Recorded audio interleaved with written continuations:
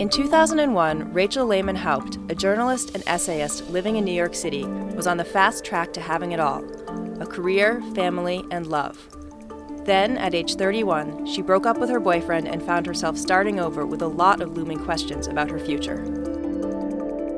During this time, Sylvia Ann Hewlett's book, Creating a Life, caused a cultural stir. This cautionary tale warned women, specifically high-achieving career women, about the risks of conceiving a child later in life.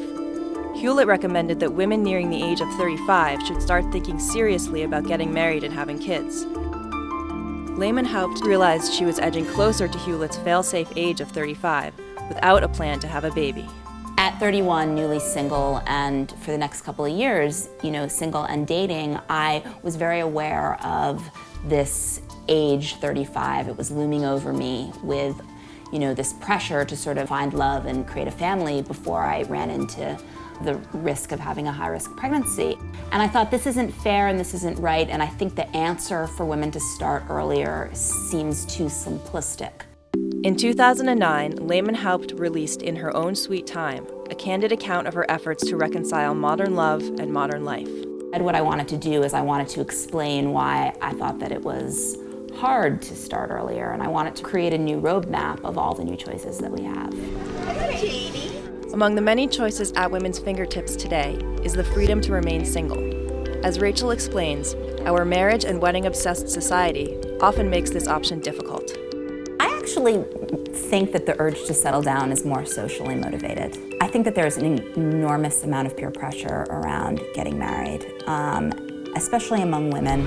They each sort of want what the other has on some level. Right, the freedom, the married women want the freedom, and the single women want to be, they want the Cinderella story. I had a whole group of friends get married in their late 20s and early 30s, and I didn't do that.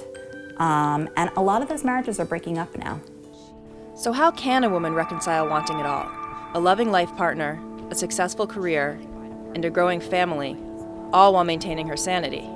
I think knowing that she's not alone is one way of reconciling it, that somehow we all have this idea that we're supposed to do things in the right order and the right way, and having it all, which is obviously what all modern women want, is really hard. And the other thing is, I think it's really important, is that you don't have to have it all.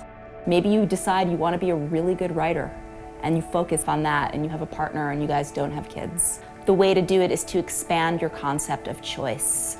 There are less social stigmas now than there used to be, so it's okay to become a single mom. It's okay to, have a kid at 40, and even if you have to use advanced reproductive technology, that some will tell you that it's not a walk in the park, and it's probably not the first choice. I mean, obviously having sex with the person you love is a lot more fun.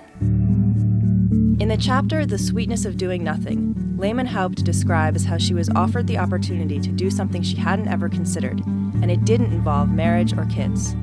There was this one day in February where I was so frustrated with dating in New York, and I was staring outside at this sliver of the world that I usually love and really makes me feel very calm, and I was feeling so constricted.